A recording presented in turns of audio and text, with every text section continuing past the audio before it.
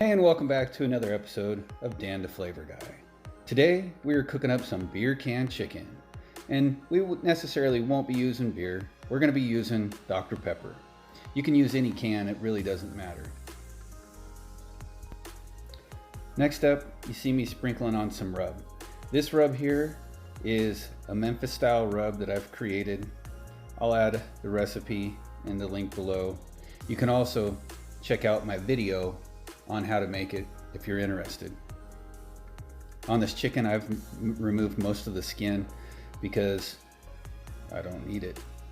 The rub is going to go ahead and soak into this chicken. We're going to let it set for a few more hours in the fridge and let it really soak in.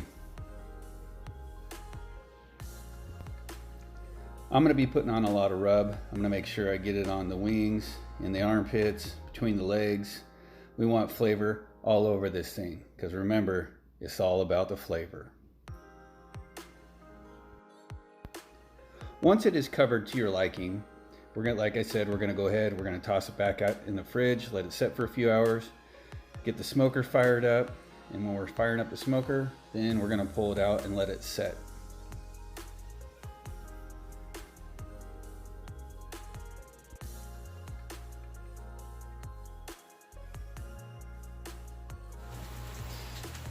Alright, so we're getting ready to get the apparatus for the beer can chicken set up. I know this is a hardcore cider can. I don't know.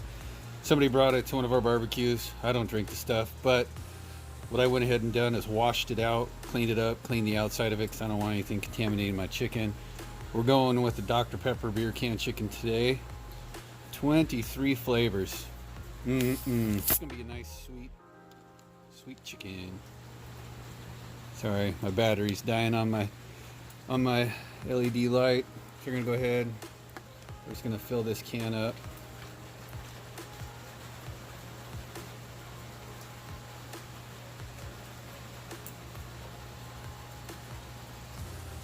Till it is full. There we go.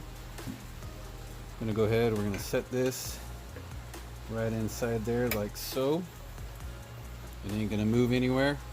I'm gonna go ahead and move this over to the smoker.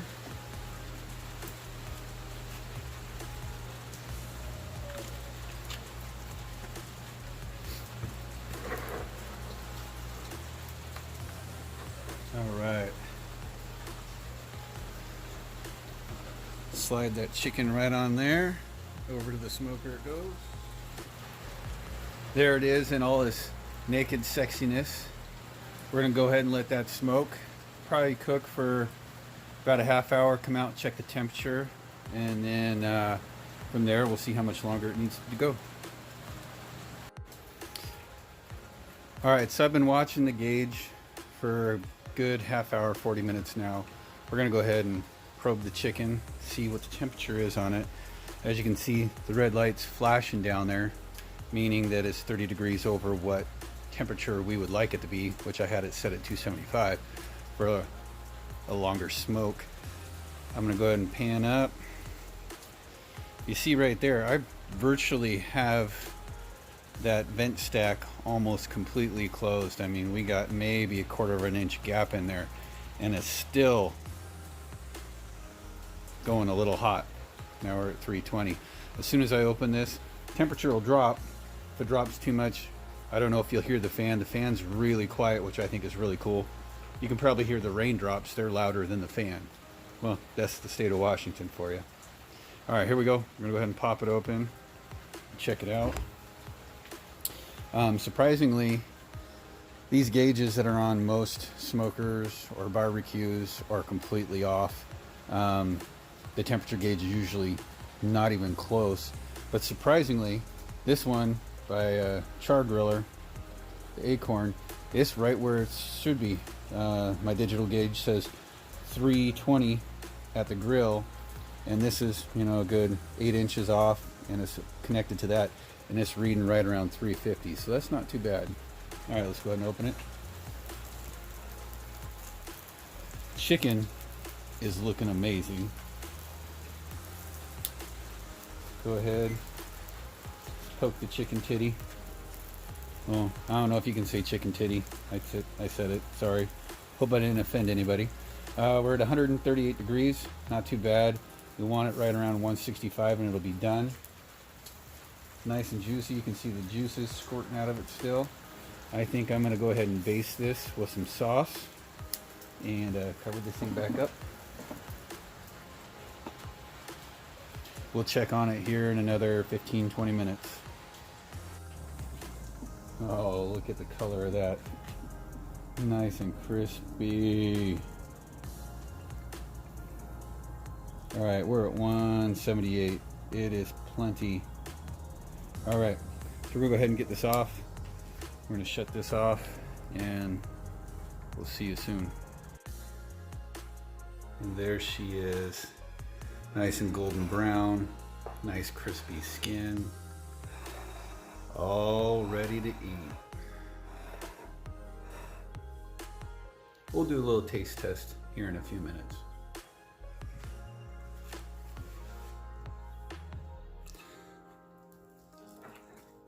I don't know if you can see the juice. It's nice and shiny. Smells delicious. If you don't have any of these thermal rubber gloves for cooking, I highly recommend it. Yeah, you can see all the shine, all the juice. This is a juicy bird. And who says chicken titties can't be juicy? These ones are.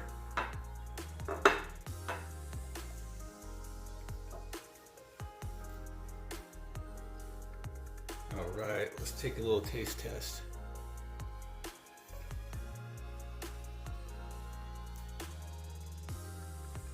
Nice and juicy. You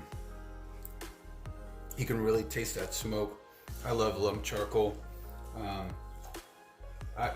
My biggest thing with lump charcoal, even after you're done using it, you close your smoker, your barbecue, or whatever you got going on, and it will actually put out the fire. In addition to that, you'll be able to reuse that same lump charcoal that's in there. It's not like your traditional briquettes, where your briquettes, once they go out, they're no good. You gotta throw them out. So highly recommend if you haven't used, oh, look at that juice. If you've never used lump charcoal, use it. It runs hotter. That could be another reason why I was having issues with my smoker running so hot, and using that BBQ Guru. So that was my first time using it. I do have an install video you guys will be able to check out too if you decide to buy one. Super easy. Only took me about 20 minutes to a half hour to install that. Not that hard at all. Basic tools, tin snips. Needed some tin snips and a screwdriver, Phillips head, flathead. Let's have another piece. Nice and juicy. Wish you guys were here to partake in this with me. Talk to you guys in a minute. Thanks again for watching. Since you've made it this far, you must have liked what you've seen. Hit that like button, hit subscribe, and the bell notification. Thank you.